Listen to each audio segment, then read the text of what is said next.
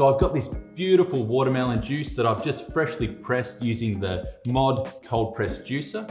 Now what to do with it? Here's something beautiful and fun for the family, great for the kids and great for summertime. As part of Mod's accessory range, they've got these silicone icy pole molds, which are fantastic. Have a look at these.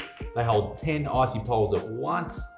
And then all you have to do, you could literally, any juice, I've got watermelon juice here, but you could do strawberries, berries, pineapple, anything. You could even utilize the Mod Blend Pro, maybe do half smoothie, half juice, and make it almost like a splice icy pole. Fantastic.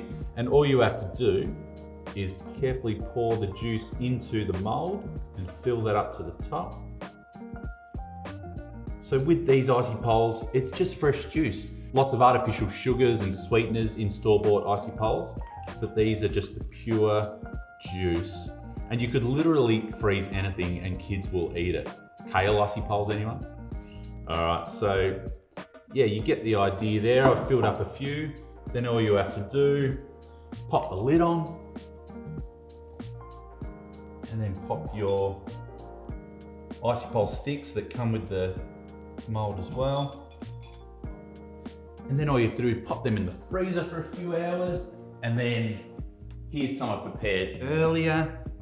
Just pop the lid off. Have a look at these bad boys.